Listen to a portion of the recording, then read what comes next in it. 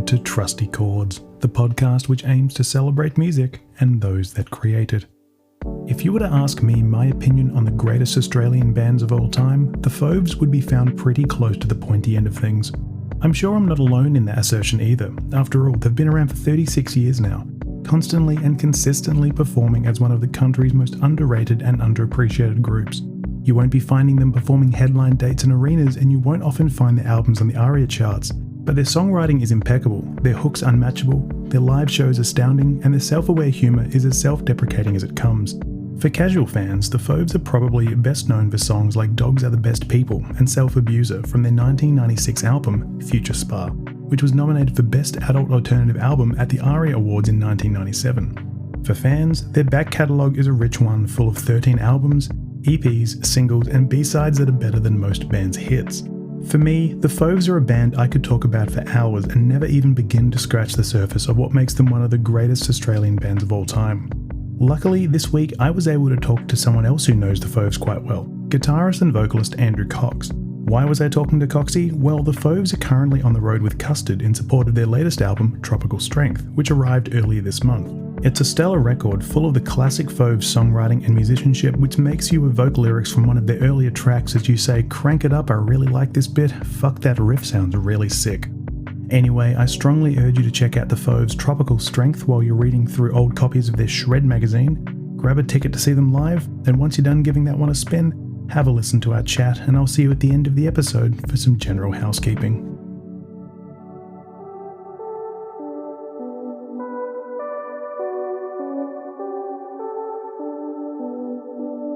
Andrew Cox, thank you very much for joining this episode of Trusty Chords. Thanks for having me, Tyler. So, for those who might not recognise your name, could you give me a quick few words on who you are and why we're chatting today? Who I am or who our band is? Or why not? Why not both? Why not give the elevator pitch of both? Yeah, well, I'm just a guy in a band called the Fauves. We formed in 1988 here in Victoria, Australia. We've put out 13 records, sort of with diminishing returns of success, I suppose I'd say. Here we are 36 years later, still sort of toiling away in not quite a complete obscurity, but semi-obscurity. But yeah, still loving what we do, and just going to play until we die, basically. Well, it's nice to see after 36 years the old self-deprecation hasn't waned yet, so that's nice. But I guess what I love to do with these the start of these podcasts is sort of go back to a time where a love of music first formed. So for you, Coxie, do you have a recollection of your earliest memory of when music sort of first resonated with you at all? Yeah, interesting. I guess the first song I was ever into was "Up There Kazali" by Mike Brady, which is probably a pretty niche reference. You kind of need to be a Victorian who liked Australian football in the late 70s, early 80s. And that song was kind of like I don't know, if you were playing junior footy like I was, sort of like kind of a motivational song that we used to play in the rooms before we'd go out. And yeah, it's funny, I don't know why that was just the first song that I kind of got into. And then like so many kids of my generation, my main exposure to music after that was through Countdown, which just recently had its celebrated its 50th anniversary on the ABC. And I would hold up a little tape recorder to the TV to tape songs that I really liked. I didn't even listen to the radio back then. I don't know why. I just got everything from Countdown. And I guess my family wasn't musical at all. There was no real culture of really being into music, but it just was something that just grabbed me so forcefully. And then my brother bought a super cheap Spanish guitar that only had 3 strings, and it was funny. I didn't try right from the start. I just used the 3 strings to try and write my own songs. I never had any interest in learning really how to play the guitar in a way that would enable me to play other people's songs. So I just wrote these woeful songs on 3 strings, and then got my own actual 6-string guitar and went from there. But I did. It was sort of in a vacuum. I didn't have it. I was the oldest child. I didn't have friends who were particularly into music. It was just something. It was my own kind of thing, I guess, my own journey. And I'd go down to Brash's Records in Frankston at least weekly, and yeah, peruse all these bands, and just take punts. I remember they had like the whole Velvet Underground catalog on vinyl. Kind of before, again, I just discovered it. I'm not trying to claim that I was some sort of innovator, but before they sort of really had that major renaissance, um, I was just buying these records because I thought the name sounded cool, and yeah, so it was just a journey of self discovery, really. I suppose was how I sort of made my way in music. And I guess how you just mentioned there, like being a bit of an innovator and also being a like bit of self-taught guitarist. That's actually a question I did also have. Is I've always found your guitar playing sort of quite unique, I guess, because I mean I've been trying to work it out from the years of watching you guys play live. But are you left-handed? I am, yes. But you play a right-handed guitar, That's right. strung Yeah. right-handed, and because I mean, I do my best to not have a question that sounds condescending, but it's a unique style of playing guitar. Because also, I think even watching like chord shapes and everything, it's very like unconventional. But is that just coming from like a point of necessity and sort of being self-taught, or is it just a bit of that and a desire to, well, we don't really need to learn if it gets the job done, doesn't it? Yeah, it was really basically, I mean, when I first picked up guitars, I just didn't even think. I mean, they were obviously strung for right-handers, and it didn't even occur to me that technically I should have the strings around the other way. And so by the time I got to a stage where I could sort of play the guitar, it was kind of too late to go back. Um, and it has advantages, certainly in the band context, given that Phil, our other guitarist, is a right-hander, so it meant we could swap guitars, use each other's guitars. I mean, back when we first started, we actually only had one guitar between the two of us, one electric guitar that we'd use on stage. So it had its advantage there. And I suppose, yeah, it has led to a slightly different, yeah, way of playing or a slightly different sound.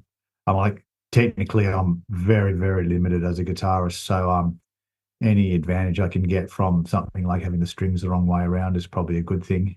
And that also, I guess, ties into the next question I had, which was, I think it's fair to say if anyone knows your name, it's not just because of your work on Sale of the Century, but it's because of the Fauves. So for the uninitiated, how did the Fauves actually come to be? Because I think from my own research and everything, what your first gig was as Coxie's band at the Mount Eliza Football Club. So you've come a long way since. Yeah, I mean, we were just, I mean, I don't, there was the three of us, Jack, who was in the band there, me and Phil, and we all went to the same school. And I mean, we just sort of jammed at Phil's house, but I don't think we were ever really. And I'd done some sort of demos at home. I had a Casio keyboard that had an inbuilt drum machine, and played along to that. And we talked about being a band, but I don't think we ever would have become a band. Like we just didn't. I think it was just talk. And then Phil's sister Christina was in the same year level as Adam, again at Mount Eliza High, and so he was a couple of years younger than us. And sort of she really forced us to sort of get together. She had a party and she introduced us to Adam, and suddenly I had to give him a demo tape. Like I was excruciatingly embarrassed and awkward about it all. So we were sort of forced into being a band where I think we were just happy going along, just talking about it, and then it would have fallen by the wayside. And it needed that impetus, I think, to get us together. Um, but yeah, so we all did attend the same school. Although, as I say, Adam was a couple of years. Adam was in our kind of younger brothers and sisters year level. I've always been a huge fan of you guys. And I mean, I feel like, I see you guys whenever I have the chance, and I truly believe, and this is obviously without pumping your tires, but I truly believe the Fauves are one of the greatest Australian bands. So it's nice to hear this sort of humble beginning and see how that's, evolved over the years. But likewise, there has been this sort of shift in the group's sound as well. Like the early releases were much more sort of angular and post-punk. And then, it evolves a bit and you've got this hard edge sort of like alt rock with Future Spa, which is obviously what a lot of people would know the Foes for the most. But do you sort of see that specific evolution within the band, or has it always just been a case of following the gut of what sounds best? Yeah, I mean, I see the evolution. I don't. It was never planned, but definitely you're right. Our early material was very angular. I mean, probably art rock almost. Um, and then we simplified it into probably more of a direct rock sound around the Future Spa, Lazy Highways time, which for those who the uninitiated, that was those record. The first Future Spa was sort of '96, so it's about 8 years after we'd started. So it took us a very, very long time to get any kind of, I suppose, identifiable sound. And I think that really traces back to the fact that I was alluding to earlier, that we just didn't really know how to play guitar or write songs for so long. I mean, we were a band who just learnt as we were going, and so that meant that rather than coming in with a set idea about who we were, we just evolved just in that haphazard way. And I think that having put out a couple of records that were, pretty impenetrable to the broader population, we're probably both getting sick of doing that and just thinking this sounds going nowhere, but also, yeah, just getting better at writing songs and being more direct and cutting out. I mean, our songs would have so many parts in the early days, and thinking, maybe that part should be another song entirely, and just becoming more direct and streamlined. So, but yeah, we've never sat down. I think just across, the length of time we've been going, yeah, there's just a natural evolution, I guess. And yeah, so it's just a haphazard journey, I suppose. I've only spoken to you once before, and that was in 2021 when we had a chat for Rolling Stone about 25 years of Future Spa. And I think I might have put it to you then, but to me, it always feels as though the Fauves are sort of overshadowed by the big hits, if you will. And I guess saying the big hits is also, it's a comparative term. But, because I feel like most people are lining up for Dogs Are the Best People, and fewer are leaving the CD single in the player to hear Frontman Practice or something. So for a band like the Fauves, who, again, I contend your B-sides are sometimes better than most bands' lead singles, does it feel sort of frustrating to have had people, overlook this eclectic back catalogue in favor of, the bright and shiny, monoliths that stand above the rest? Oh, definitely, Tyler. I mean, I think you've really hit on something there, in that, insofar as we've ever been popular, it was in that sort of mid to late 90s period where Triple J was a huge influence. So again, a radio station on the ABC that through the early 90s went national, so got your coverage everywhere. And they had a certain type of song that they liked to play. I mean, for want of a better term, novelty song is probably too strong a term, but they liked songs that were a bit quirky in a way, and the songs that we released and that they chose were of that nature, but I don't think they were really representative of our broader catalogue.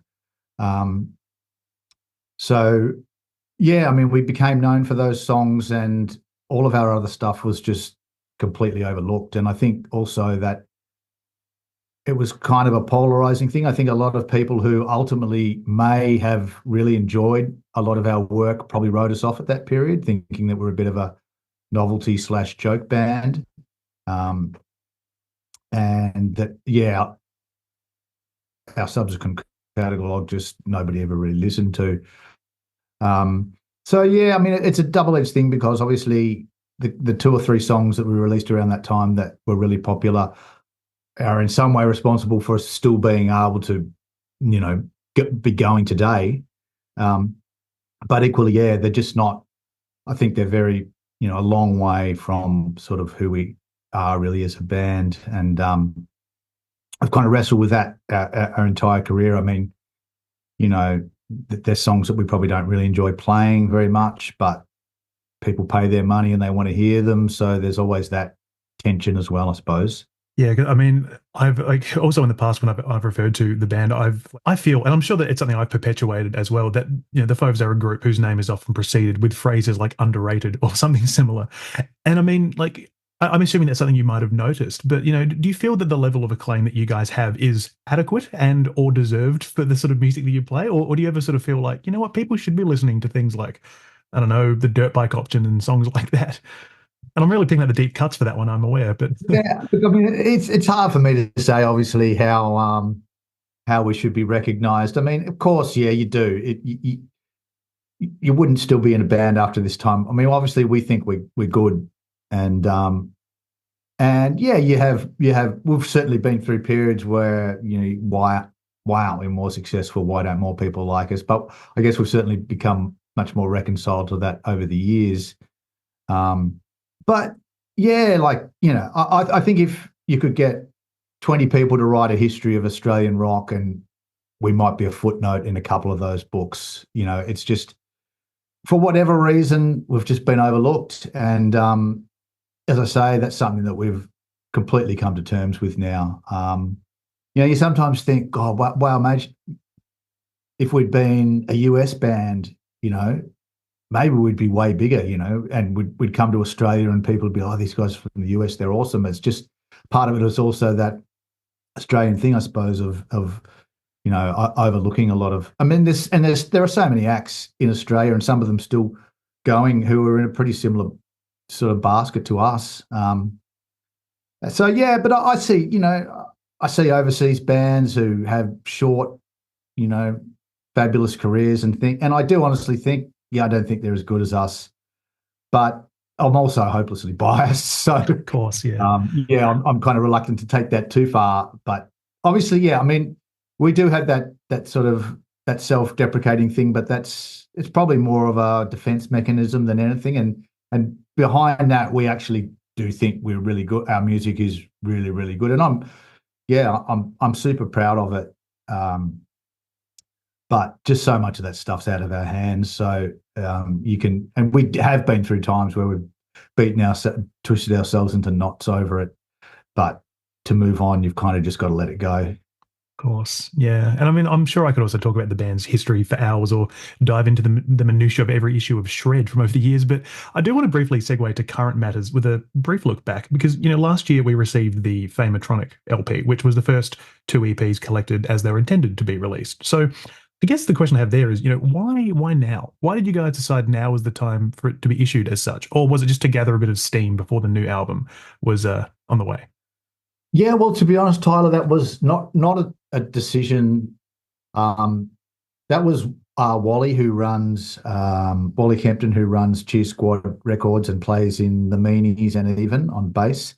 And we've worked with him, for years, and he was our booking agent in the really early days, and he really loved those two EPs. So he was the complete impetus behind it. I mean, we sort of said, well, like, it's not going to sell, mate, and pressing up vinyl is quite expensive. But he was, and to his credit, he was, super. He wasn't deterred and wanted to do it. And sure enough, it didn't sell. But yeah, it was, yeah, it was his passion. And so look, and who are we to sort of look a gift horse in the mouth when anybody who wants to work with us or is, passionate about our music, well, we're going to sort of go with that. So, but yeah, it had nothing to do with it wasn't something that we had ever thought of doing. And yeah, it was Wally's idea. So had this not happened, it basically would have been a case of like, if you wanted to hear the original Fauves album, how it would have been intended, it's a bit of do it yourself, like get the two CDs, pop them together and, build it yourself to actually hear the intended sound, I guess. Yeah, I guess so. Yeah. Yeah. Look, I mean, I remember at the time we were kind of disappointed that it didn't come out as an album, but it's a time where an EP was, I mean, I don't know if anyone even does EPs anymore, but they were kind of a valid thing back then. They were, it was just like, well, you can put the record out as a whole thing and just get one crack at it, or you can split it into two and try and sort of double your promo opportunities. And as a struggling unknown band, that was the route that we took. But I mean, the commercial imperatives kind of always butted up quite hard against our kind of artistic desires, and so it was sort of nice to see the two EPs reunited as they were supposed to be all these years later. But yeah, it kind of sunk without a trace, I guess, kind of like the initial two EPs did back when they were first released. Well, you can rest assured knowing that I've got copies of the EPs behind me and also the Famatronic LP downstairs as well. But obviously, I'm not going to change the world with one purchase. But it does actually serve as a nice bit of a full circle moment because then there is this new album that you guys have as well. And it's come 5 years after Driveway Heart Attack in 2019. And I guess that was a little bit ambitious in that it was a double album. But what made you guys say, all right, heads down, time for a new album, and we're going to trim it down and make it a single, nice, palatable, 40 odd minutes album?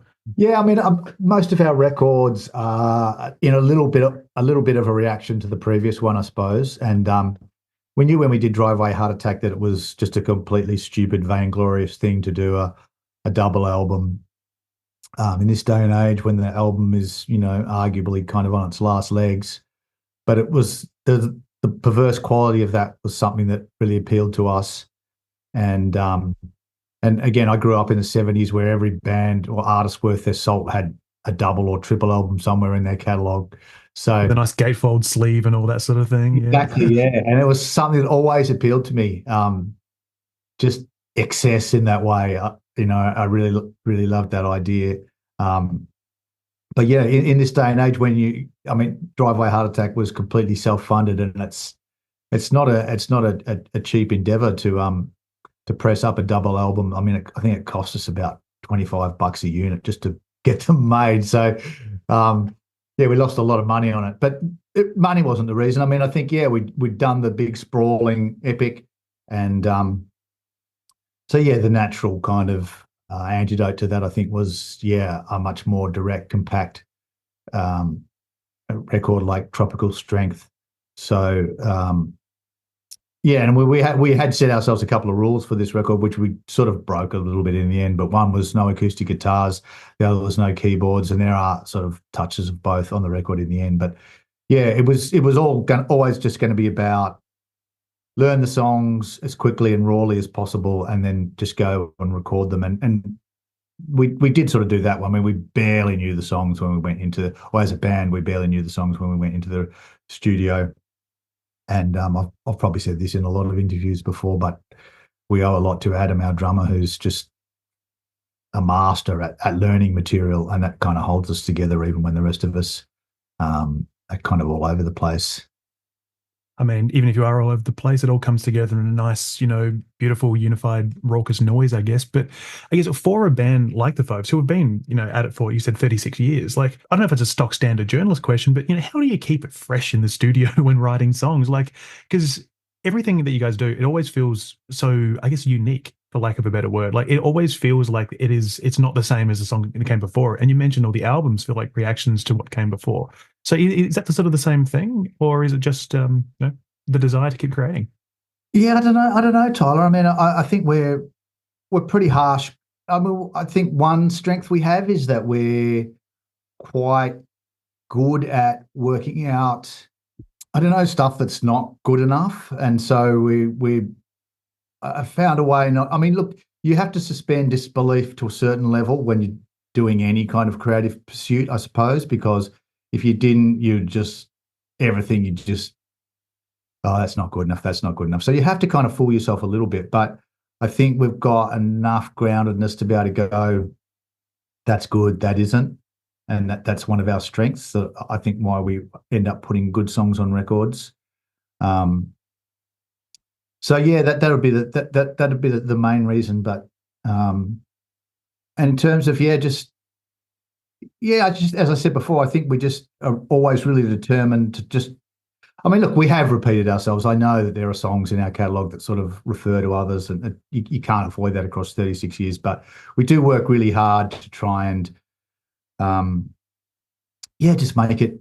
Just there might be just one point of difference somewhere, something different, whether it's a lyrical idea, whatever it is. But just, I mean, we did that way back with our album Thousand Yard Stare, where we'd sort of come out of the grunge era, and Future Spark was kind of rooted in that era, and then Lazy Highway's a little bit less, but then we made a really keyboard heavy album, and that's a great example of how, we just try at least not to repeat ourselves, not 100% successfully, but I think having that, and that hasn't helped us commercially either. I mean, after Future Spa, the record company really wanted us to make Future Spa 2, and we made Lazy Highways, which was a lot mellower record. So, I think it also confuses audiences a little bit that if you've garnered a following with one record and then you go and make another record that sounds quite different, you really risk losing those people.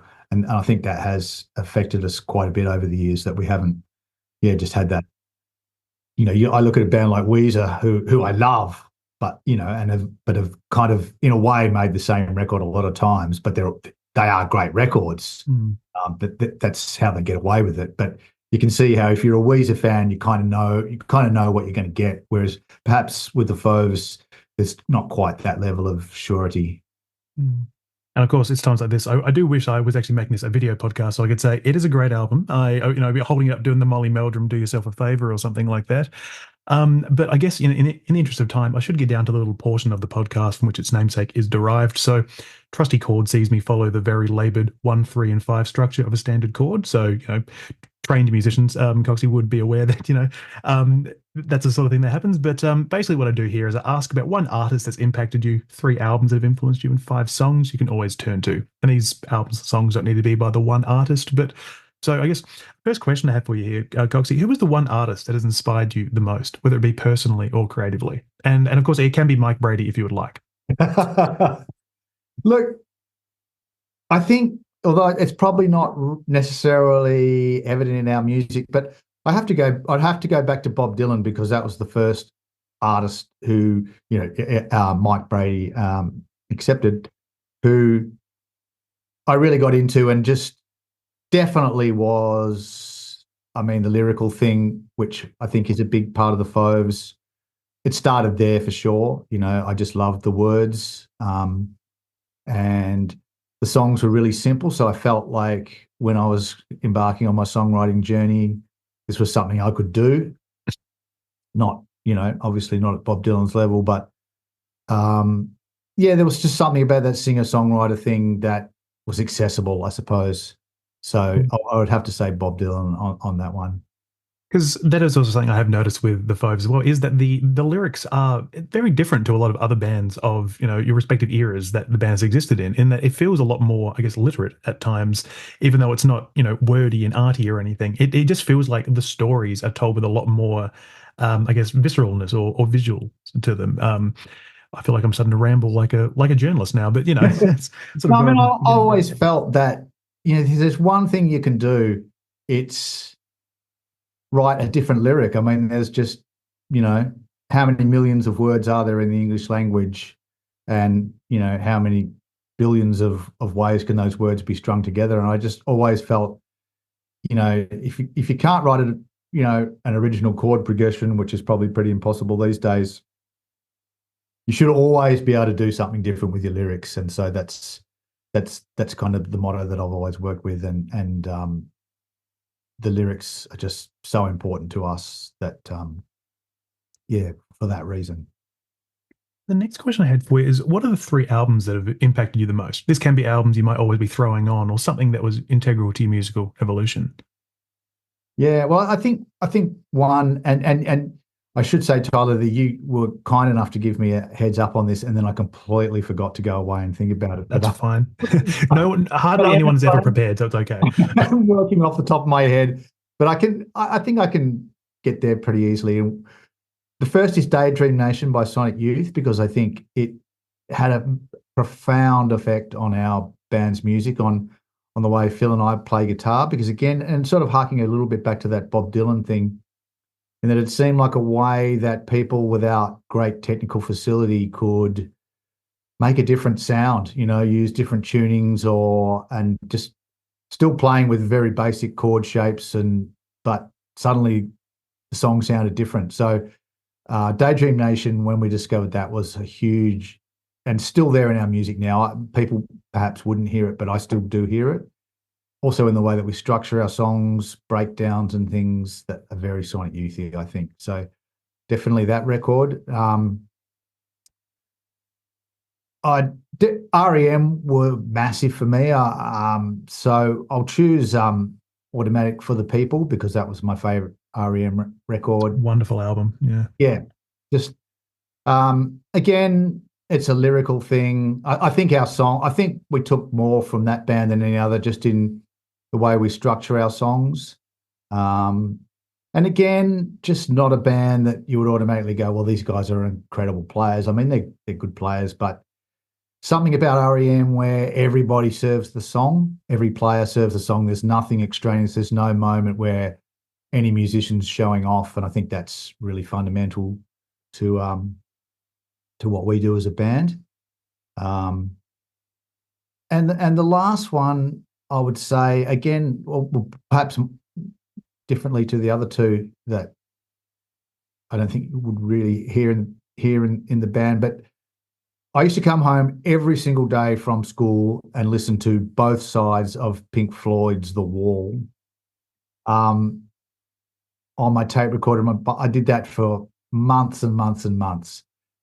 And I don't know what effect that really had on our music. I just feel that, yeah, there was an artiness to it and I can listen to The Wall now and hear all its flaws, but at the time there was, there was an ambition to it that I think has sort of always underpinned what I do musically. And yeah, when we talked about Driveway Heart Attack and the double album thing, I mean, the desire to do that definitely traces back to my love for Pink Floyd's The Wall when I was in high school. So, yeah, that'd be the third one that I'd round out the trio with. I mean, every time I've listened to, things like Misguided Modeling Career, I've always thought they're just trying to do Comfortably Numb here. Like that's how it's always made sense to me. But for a last question, I guess, I'd love to know the 5 songs you could always turn to, whether it be for comfort, for excitement, your 5 trusty songs. Yeah, it's funny. I don't know whether they've stayed the same over the years. That I probably haven't had 5 that I would always return to. Okay, so I mean, probably I'm going to go for REM again because I think if I had to name a favorite song of all time, it would be Welcome to the Occupation by REM. There's just something about it that I absolutely love. So I'll say that as number one, again, for all the reasons that I spoke about with REM earlier.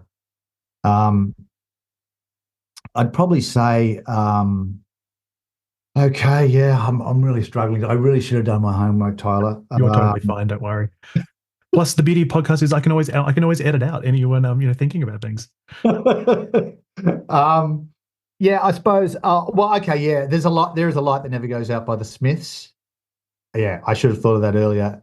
That's a defining song for me. The Smiths were a huge influence. Probably more, yeah, probably more on me and Doctor or Phil. They were, yeah. So definitely, there is a light that never goes out by the Smiths. So that's 2 down. 3. I'm going to say any song off Carrie and Lowell by Sufjan Stevens, because that record is maybe my favourite all-time record. So that's not really, we're talking a more recent, certainly not a record that was in any way defining about where we went musically, because it's a much more recent record, but that's a record I put on all the time when I want to, yeah, just listen to something that I love. It's an absolutely heart-crushing album to listen to. I mean, you listen to things like 4th of July and you're just sort of like, there is a lot of pain in this song.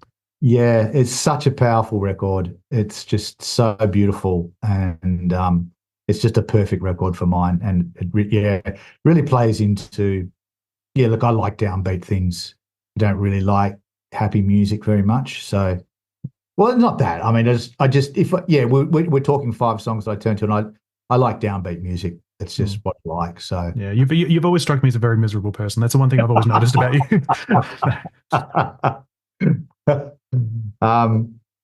Yeah. Okay. So track number 4, I'm going to say "Revolution Blues" by Neil Young, which is on the beach. I say that because that's, again, a perfect record for mine. Probably not one of Neil Young's most well-known records, but there's just something about the opening, and I don't listen to songs for the drums, but the opening chop on the drums, I don't know, I just love it. So that's going to be my number 4. And number 5, yeah, this is probably might be a bit more of a surprising one, and again, a much more modern record, but possibly my second favorite album behind that Sufjan Stevens record. And this song is called Oh my God, what's it called? It's on Carolyn Polachek's album Desire. I Want to Turn Into You. Turn Yeah. Into You. It's called Blood and Butter. Oh, look, that record is just incredible. I love that record so much. I was trying to convince. It was only a couple of weekends ago. I was trying to convince the other guys about how great it is, and they didn't. A, they didn't believe it was that great, and A, they didn't. B, they didn't believe that I thought it was that great. But I love every song on that record, so I've chosen that song a bit randomly. But again, obviously not a formative song, but I'll be listening to that record for the rest of my life. It's just incredible. So Yeah, I've just confirmed now it is indeed Blood and Butter, and it yeah, is a wonderful song as well. yeah. Wonderful. Well, Andrew Cox, I want to say thank you so very much for your time today and for being part of the Trusty Chords podcast. No, thanks for having me, Tyler. It's been a pleasure. It's been great questions, and really enjoyed it. Thank you for listening to Trusty Chords. If you're listening to this part of the podcast, I'm going to take that as tacit proof you've enjoyed it, or at least forgotten to stop after the good bits wrapped up. Either way, you're listening to me as I offer a plea for you to like, share, rate, and subscribe to this podcast on your preferred platform of choice. Did you know that 98% of podcasts don't receive a rating and are left unheard by the general population? Considering I just made that statistic up, I don't blame you if you hadn't, but it sounds believable enough that I'm using it as a call to action for you to share some support if you have the time and inclination. If you don't want to do that, you can always head over to my website where you'll be able to find a page for this podcast. That website is tylerjenke.com. That's tylerjenke.com/trustychordspodcast, all one word. You'll find a blog for each episode with the artists, albums, and songs chosen by guests each week, along with a Spotify playlist for you to check out the tracks as well.